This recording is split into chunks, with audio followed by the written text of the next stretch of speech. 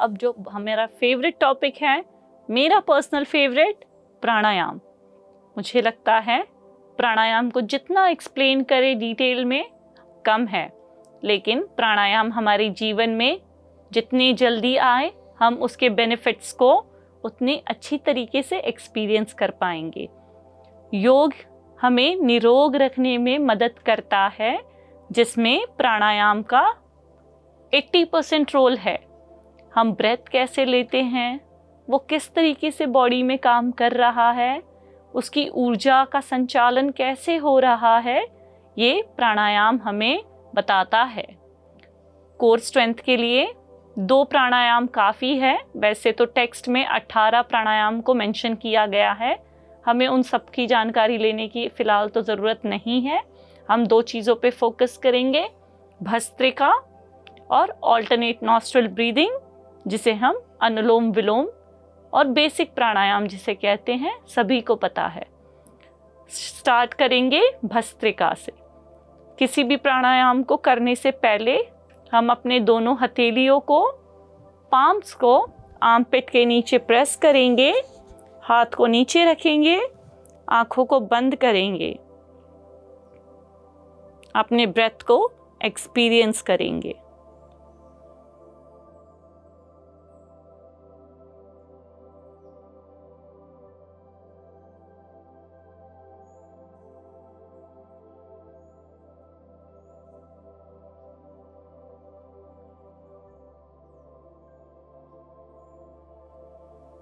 इस आसन से हमारी दोनों नाड़ियाँ एक्टिव हो जाती हैं, ईड़ा पिंगला, जो हमें हेल्प करेंगी हमारी सुषुम्ना जो स्पाइन है उसे एक्टिवेट करने में। तभी प्राणायाम के बेनिफिट्स हम ले पाएंगे।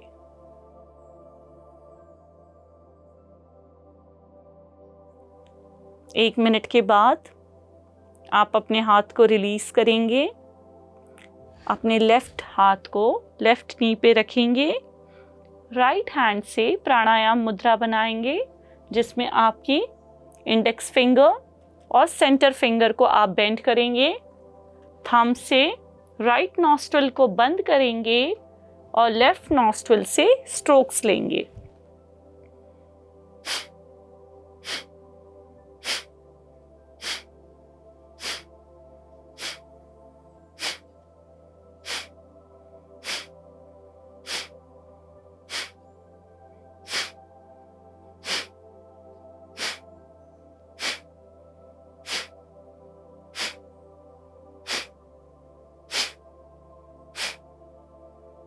राइट नॉस्ट्रल को रिलीज करेंगे, अपने रिंग फिंगर से लेफ्ट नॉस्ट्रल को बंद करेंगे और 20 स्ट्रोक्स हम लेंगे राइट नॉस्ट्रल से।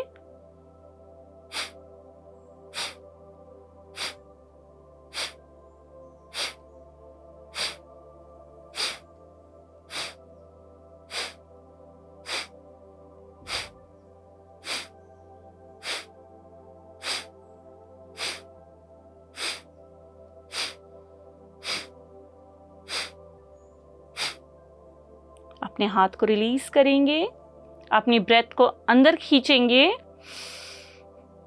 और अपने चिन को नीचे करते हुए ब्रेथ को होल्ड कर लेंगे बॉडी में।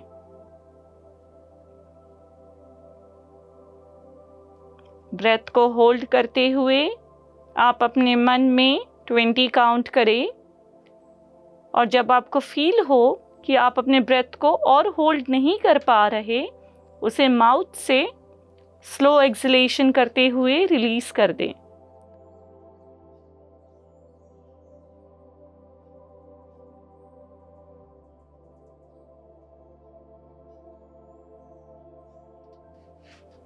ये करते हुए प्राणायाम अपनी आंखों को बंद रखें, अपने अंतर्मन में, इंटरनल बॉडी में जो भी वाइब्रेशन सेंसेशन आपको फील हो रही है उसे एक्सपीरियंस करें।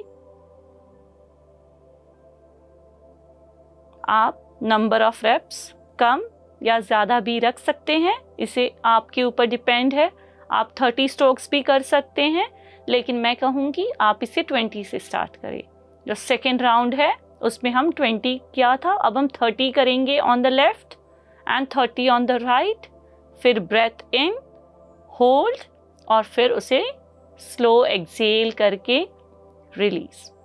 2 बारी भस्त्रिका करने के बाद हम कायास्थिरम में अपने आप को बैठेंगे। आपका राइट हैंड आपके लेफ्ट हैंड पे होगा, थंब आपका टच करेगा, आपके एल्बोज आउट रहेंगे, आपकी चिन स्लाइटली ऊपर रहेगी।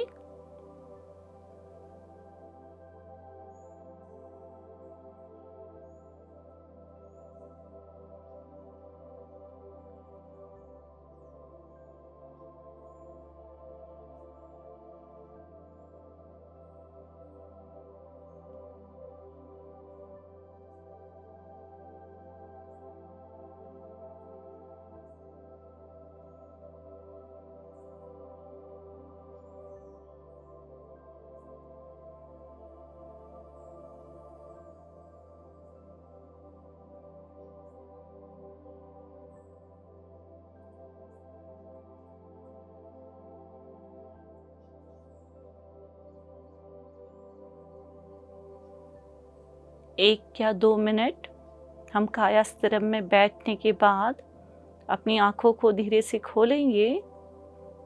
अपने लेफ्ट हैंड को वापस से लेफ्ट नी पे रखते हुए राइट हैंड की प्राणायाम मुद्रा बनाते हुए अनुलोम विलोम की तैयारी करेंगे। अनुलोम विलोम करने के लिए रीढ़ की हड्डी बिल्कुल सीधी, shoulder straight, close the right nostril और पहले जो भी लेफ्ट नॉस्ट्रिल से हमारे अंदर एयर है उसे एक्सेल करेंगे।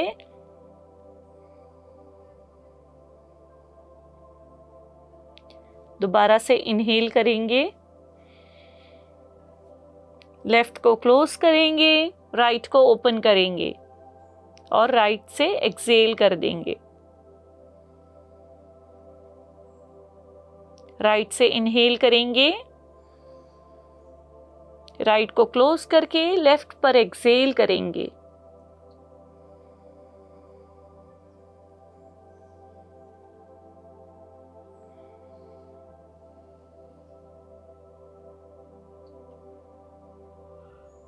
बिना रुके इस प्राणायाम को करते रहे। मिनिमम 3 मिनट तक इसका अभ्यास करना ज़रूरी है। आप चाहिए तो 5 से 7 मिनट भी कर सकते हैं। आप इसे अगर डेली करेंगे तो 1 महीना करने के बाद ही इसके बेनिफिट्स आपको नज़र में आएंगे। ऐसा नहीं है आपने 2 दिन किया और आपको लगे कि मुझे तो कुछ नहीं समझ में आ रहा। ये स्लो प्रोग्रेस है।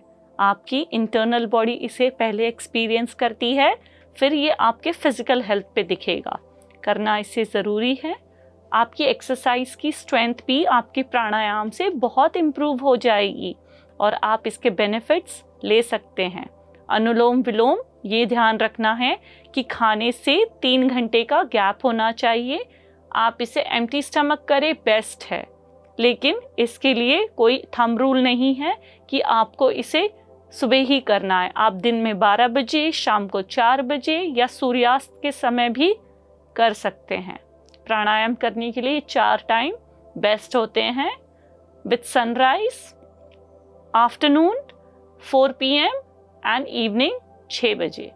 ठीक है, अपने अनुलोम विलोम को कंटिन्यू रखते हुए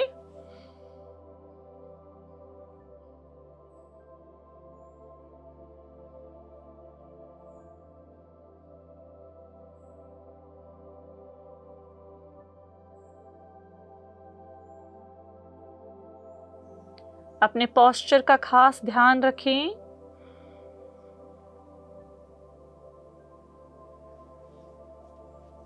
अगर आपसे ऐसे नहीं बैठा जाएगा तो आप वॉल की सपोर्ट लेके भी इनिशियली बैठ सकते हैं, चेयर पे भी कर सकते हैं।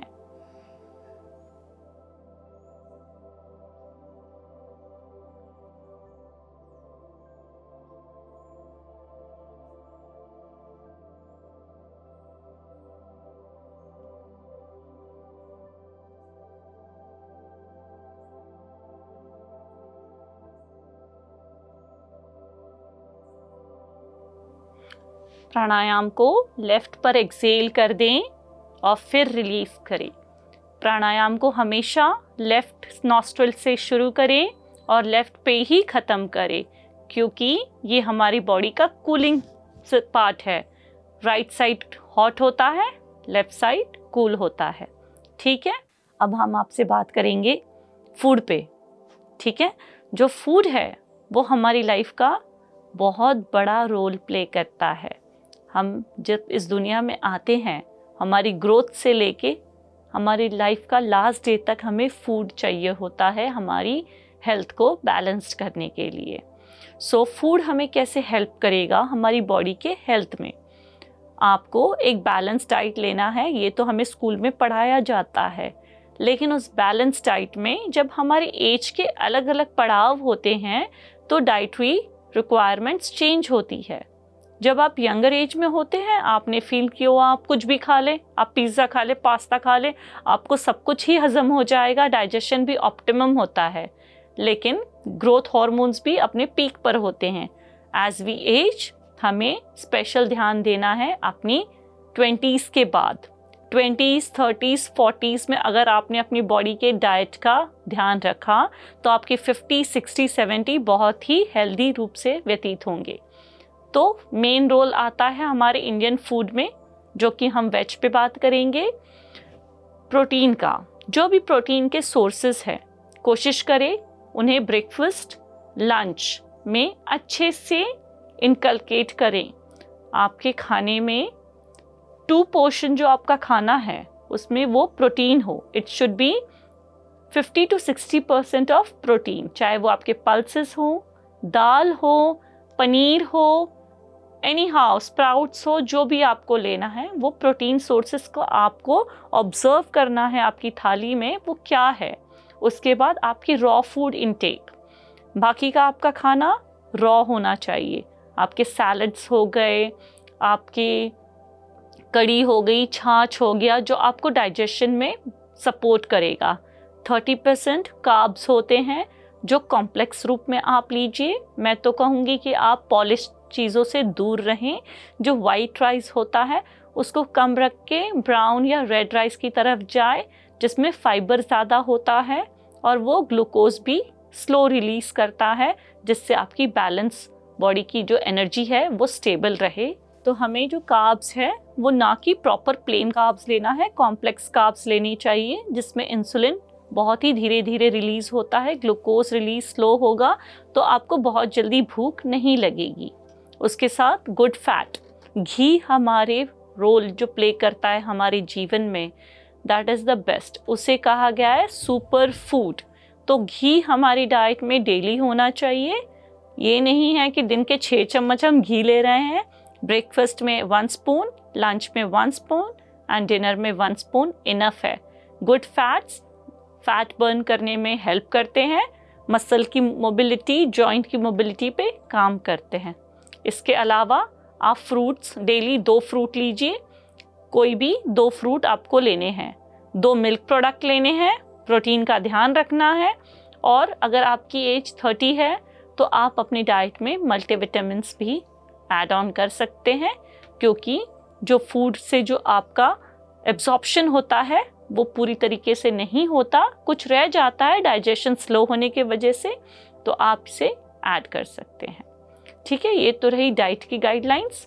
नाउ हम आते हैं मुद्रा पे बात करेंगे।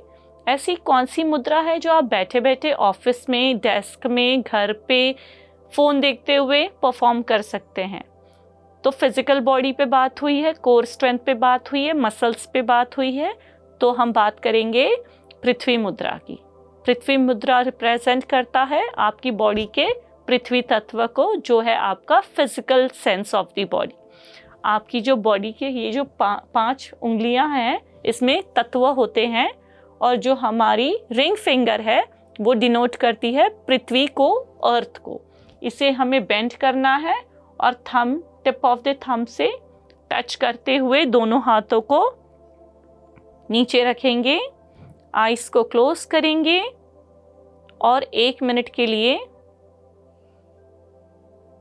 इसे फील करेंगे।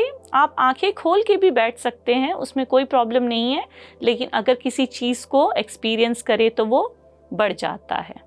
आज का सुविचार है, कामयाबी पाने के लिए सेहतमंद होना बेहद ज़रूरी है। हम अपनी मुद्रा को रिलीज़ करेंगे। आज के लिए बस इतना ही। दोबारा से मिलेंगे आपसे। योग है जीवन। धन्यवाद। PMC हिंदी बदले जीवन।